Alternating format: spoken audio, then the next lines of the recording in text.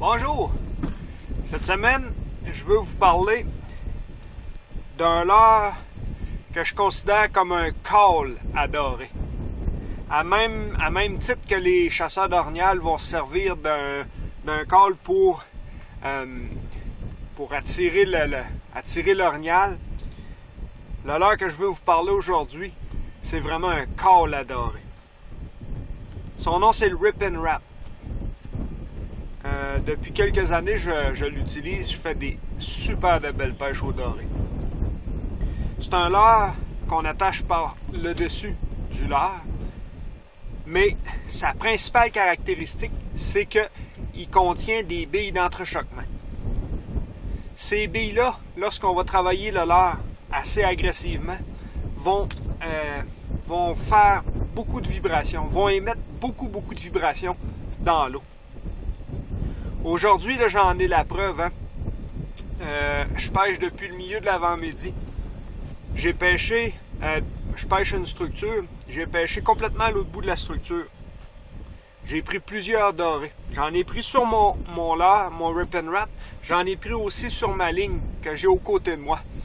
Une ligne qui est une ligne morte, juste avec un menet. Souvent, les dorés vont venir voir mon leurre, mais ils ne seront pas assez agressifs pour mordre dessus. Et souvent, ils vont juste faire le petit trajet de 3 pieds qui entre mes deux trous pour ramasser mon menet naturel. Ce que je disais, c'est que j'ai eu la preuve que c'est un leurre qui attire vraiment le doré. Tantôt, je pêchais complètement à l'autre bout de la structure, puis j'ai pris plusieurs dorés. Je viens juste de me déplacer complètement à l'autre extrémité de la structure. Puis ça fait à peu près 5 minutes que je pêche. J'ai une ligne qui a passé la journée installée là, juste aux côtés de moi. Elle a mordu une seule fois. Puis je me suis envenu ici. J'étais à peu près à 50 pieds de cette ligne-là. Puis j'ai déjà vu un poisson. Puis j'ai déjà vu, tu sais, j'ai un beau doré que j'ai pris là à peu près 5 minutes. C'est pas un monstre, mais c'est un beau keeper. J'en ai plusieurs comme ça depuis aujourd'hui. Donc, le Rip and Wrap, c'est un super de bon leurre. Véritablement un call à dorer qui va émettre des vibrations dans l'eau, qui va attirer les poissons.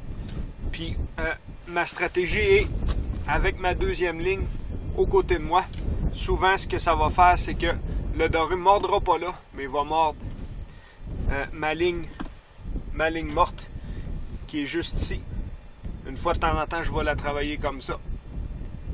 Puis souvent, lorsque je vais voir un poisson sur mon appareil sonore puis qui ne mordra pas mon Rip and Wrap, il va se diriger vers mon menet. Et bingo, on va capturer un autre beau doré. Merci et bonne pêche!